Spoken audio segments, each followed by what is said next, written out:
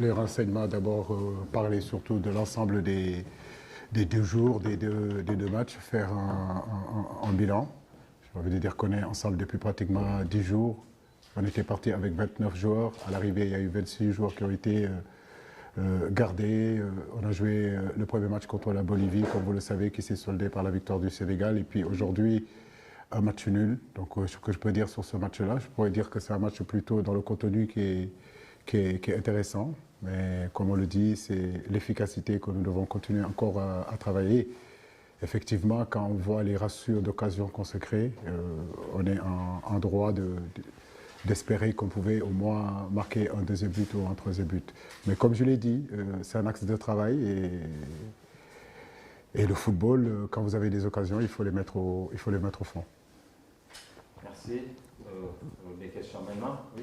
Et ça veut dire, coach, et ça veut dire que l'une des chantiers sur lesquels vous allez travailler, même s'il n'y aura pas de match d'appui d'ici là, est-ce que ce sera l'attaque? Justement parce qu'effectivement, on a noté beaucoup d'occasions, mais de mauvais choix, un manque d'efficacité, nous ont valu ce match nul. Et ça veut dire que c'est l'un de ces qui vous inquiète? Non, ça ne m'inquiète pas autrement. Je crois qu'on a les joueurs qui ont de la qualité aujourd'hui pour pouvoir marquer des buts, beaucoup de buts. Après, comme je dis, c'est des zones souvent où il y a beaucoup de défenseurs, il faut plus de justesse technique, il faut à un moment donné voir avant de recevoir, avoir des combinaisons très courtes. Je pense que sur les zones décisives, on a marqué parfois un peu de qualité technique et surtout de faire les bons choix. Maintenant, comme je dis, il faut continuer à travailler dessus. Le plus difficile dans le football, c'est de marquer des buts, mais je ne m'inquiète pas autre. Je sais que nous avons la capacité de marquer plus de buts si on fait juste les choix qu'il faut. Merci. Au suivant, Bakary. Merci, coach. Bakary Cissé du journal Record. Coach, contre la Bolivie, nous avons vu une équipe du Sénégal qui a dominé les débats, surtout dans l'entrejeu. Aujourd'hui, contrairement à ce match-là, on a vu le trident que vous avez mis au milieu de terrain a été plus ou moins timoré.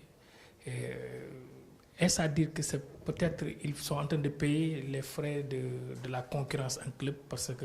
Non, du tout, Bakary. Je crois qu'aujourd'hui, dans notre premier schéma, on a joué un 4-4-2. Je crois que ce soit Nampalis, que ce soit Idi. On a contrôlé plutôt le milieu avec Sadio et Boulaye qui venaient fermer souvent sur le troisième homme du milieu. Il y a eu beaucoup de fluidité dans le jeu. On s'est créé des occasions. On a eu en première période pratiquement 4 ou 5 occasions de marquer le but. Après, comme je le dis, ce n'était pas dans cette zone-là qu'on était vraiment en difficulté, mais je crois que c'est surtout la finition qui nous a manqué un petit peu dans ce match-là, dans un contenu quand même qui est très intéressant. Merci. Au suivant, oui, Fatima. C'est bon. Allez-vous? Oui, bonsoir coach. Ma question concerne Iliman Ndiaye, qu'on voit qu'il est intéressant en club, mais arrivé en équipe nationale, on a l'impression qu'il ne bénéficie pas suffisamment de temps de jeu. Qu'est-ce qui se passe avec lui en sélection? Concurrence, tout simplement.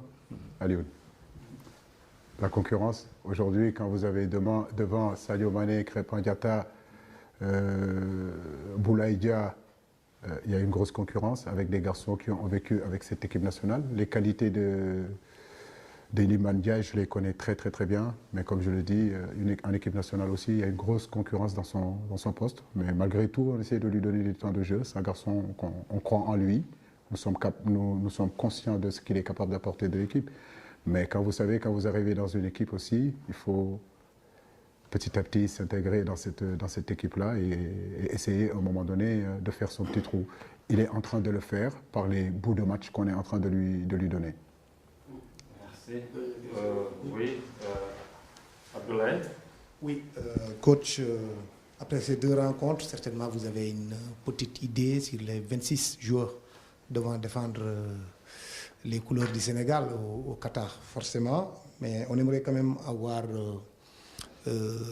qu'est-ce qui devrait être au-delà de ce que vous avez dit, un complément supplémentaire pour vous permettre d'avoir un bon effectif par rapport aux critères.